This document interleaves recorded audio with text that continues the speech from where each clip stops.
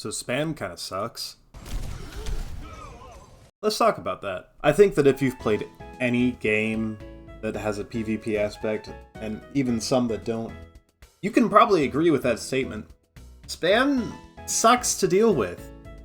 Maybe it's not hard, maybe it's not a skill check, but that doesn't mean it doesn't suck. It's annoying, it's unfun, and a lot of the time it can feel unfair.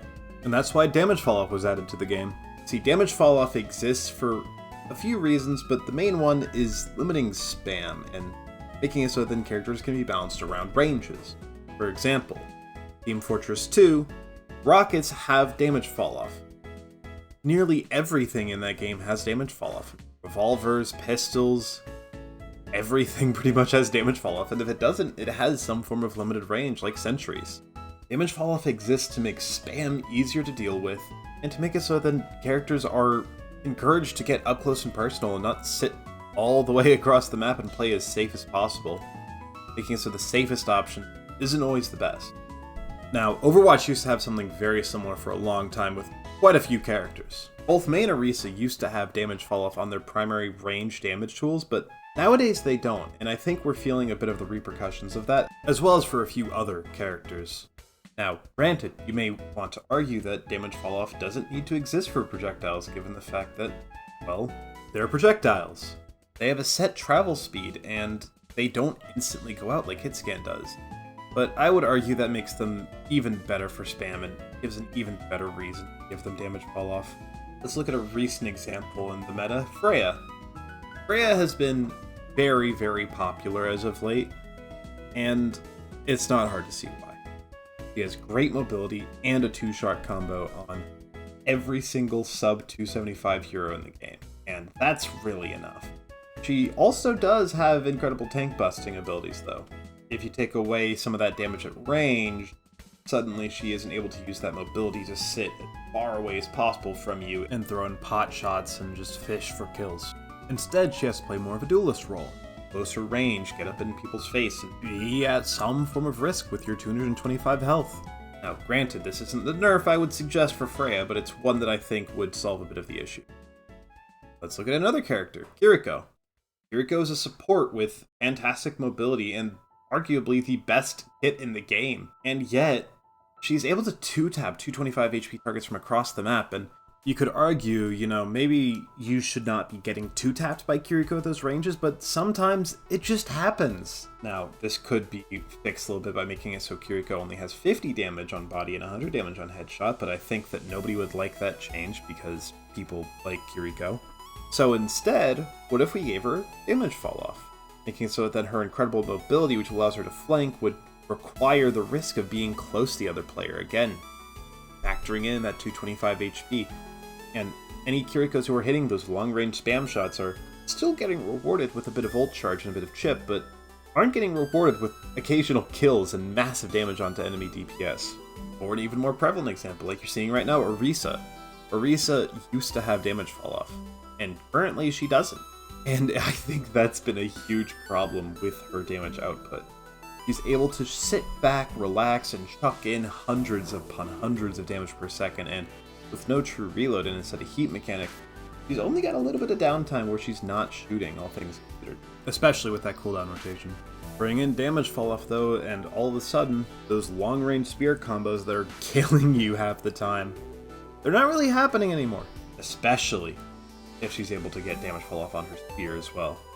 And I'm not advocating for this because projectiles are too strong or they're overwhelming in the meta. Rather, I'm advocating for this because projectile spam is just annoying. And this is more of a low rank change, if I'm going to be honest, than a high rank change, but it does affect some characters. For example, Freya is the big one. Junkrat would also be hit pretty hard, but that allows for a few compensation buffs in other places, and I don't think the average gold player will be upset that Junkrat can't just randomly 2-tap them from across the map anymore. Kiriko and Ana would be hurt pretty hard, but I think Ana, there's the case to not give her Damage Falloff, all things considered, because that's just how it's always been. Lucio as well would see his spam go down quite a bit, but again, you could probably buff Lucio back up because he's probably the single most undeserving character of 225 in the game, in my opinion. Zenyatta as well, that would give room in his kit for the power budget to amplify something else that's currently weak. Hanzo can't go those sniper ranged one-shots anymore, instead has to play a little bit closer. I think damage falloff on projectiles is a slam dunk change for Overwatch, especially for tanks. Hang on a second, why is it that the only projectiles with damage falloff in this game are shotguns? Yeah, if you didn't know, all of the projectiles in Overwatch that have damage falloff are attached to shotgun. Roadhog, Doomfist, and Hazard. Oh, and Torb, I definitely didn't forget about that. I have to ask the developers, what reason does Doomfist have to have damage falloff? I understand why, but why? Why Doomfist and not Mei, or Freya, or Orisa? This begs the question, what about Doomfist's primary fire is a priority over something like those aforementioned? This goes doubly for Hazard and, let's forget about Roadhog. Hazard's spread is wide and short, which makes it difficult to connect multiple pellets past early to mid-range, so why does he also have damage falloff? Is it because shotguns are designed to be weak at far ranges, but it's already weak at far range. It's a projectile and a shotgun. I think that's enough of a balancing factor for that. Finally, I want to talk about a few projectiles that I don't necessarily think need damage falloff. And first off, obviously, Genji does not need damage falloff. Let's be real. You could argue it up to 33% damage falloff depending on range, but I don't even think that is necessary. I think Genji is fine to not have damage falloff.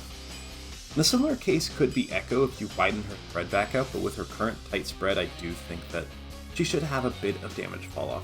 And speaking of secondary forms of limiting range, Venture and Sigma. No. And while this might sound a bit weird, I think certain cooldowns could also handle having projectile damage falloff.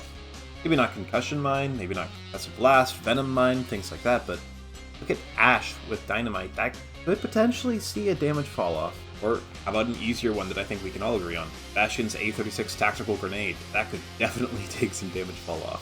Depending on how you want to see it. Sojourn's Rail. It already does have damage falloff. Zarya's right clicks as well is another one that could absolutely see damage falloff.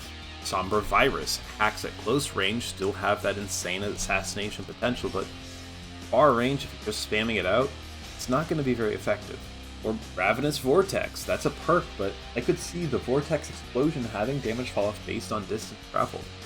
Or this Micro Missile. Teach the player that you're not supposed to use it at far ranges, and instead this is an assassination, punish ability. Accretion as well.